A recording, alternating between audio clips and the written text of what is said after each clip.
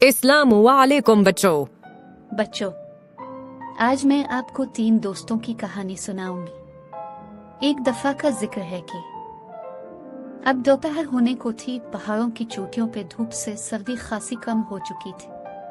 अभी तीनों की आंख लगने ही लगी थी कि गुड़गड़ाहट की सी आवाज सुनाई देने लगी।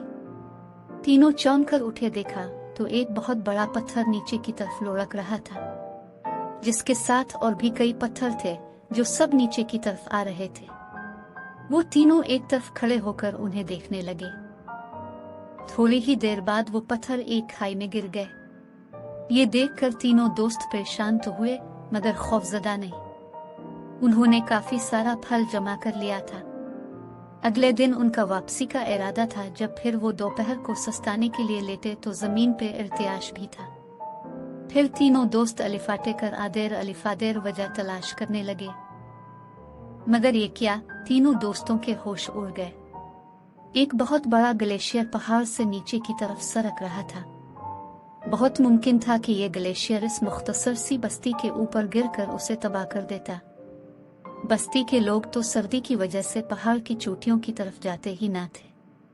अब बस्ती के लोगों को खबरदार करना भी एक जिम्मेदारी थी। तब कौजी ने एक तजवीज पेश की और उन्होंने बहुत सारे पत्थर इकट्ठे करके एक बड़े से बोरे में बंद किए और बस्ती के पास एक ऊंची चट्टान पे खड़े होकर जोर जोर से लोगों की छतों पे फेंकना शुरू कर दिए। लोग घबराकर बाहर निकले तो देखा कि उनके सहन और छतों पे बहुत से पत्थर गिरे पड़े हैं। इतने में वो तीनों दोस्त गायब हो चुके थे।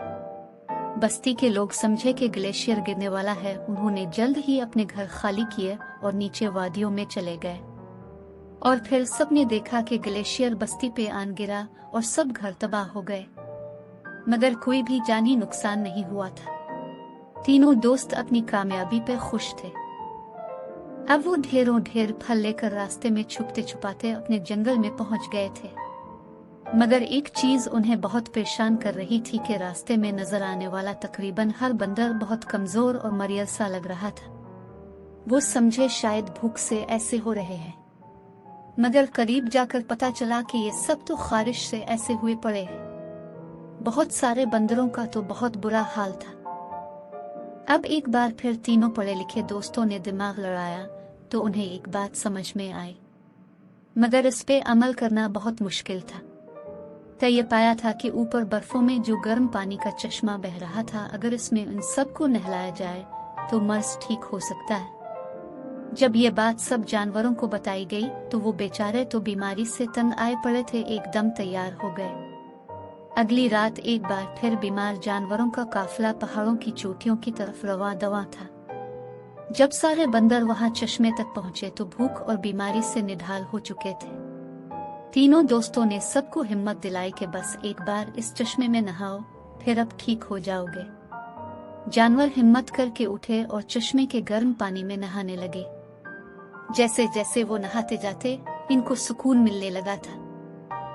तब डूडू और जूनी ने उन्हें बताया कि ये सल्फर वाला पानी है जो आपके मर्ज को ठीक कर सकता है। तब नन्हा बंदर बोला, डूडू भाई, ये सल्फर क्या होता है और ये यहाँ पे कहाँ से आ गया?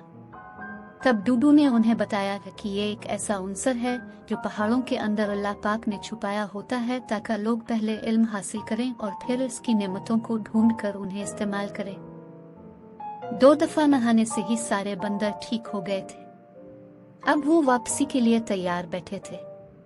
जब सारे बंदर ठीक होकर वापस पहुंचे तो जंगल के जानवरों ने डूडू, कौजी और जूनी को कंधों पे उठाकर उनका इस्तकबाल किया, जिन्होंने उनकी भूख और बीमारी दोनों का इलाज ढूंढ लिया था। अगले दिन शेर ने जंगल के सब जानवरों को इकट्ठा किया, जिसमें जंगल के बादशाह ने 3 पढ़े लिखे दोस्तों को खूबसूरत फूलों के ताज पहनाए और फिर सारे जानवरों को मुखातिब करके उन्हें बताया कि उन 3 दोस्तों का जंगल के मकीनों पे कितना बड़ा एहसान था। शेर ने मजीद ये भी बताया कि कल तक शहर से और भी काय मंगवाए जा रहे हैं, अब सब जानवर पढ़ना सीखेंगे। शेर ने उन्हें ये भी बताया कि कुछ सदियां पहले इंसान भी जंगल में ही रहता था, फिर उसने इल्म सीख लिया तो वो मुहज्जिब बन गया और उसने हमें कैद करके डुगडुगी पे नचाना शुरू कर दिया, मगर अब हम नहीं नाचेंगे, इल्म सीख कर अजीम जानवर बनेंगे। बच्चों, इस कहानी से हमें क्या सबक मिला है? मैडम, इस कहानी से हमें यह सबक मिला कि इल्म बहुत बड़ी नेमत है। इसको हासिल करके इंसान बड़ी मुसीबत से बच सकता है। शाबाश। किसी ने सच कहा है कि इल्म तुम्हारी तलवार और किताब तुम्हारी ढाल। बच्चों, मजीद इखलाकी कहानियां सुनने के लिए मेरे चैनल को लाइक और सब्सक्राइब जरूर कीजिएगा। शुक्रिया।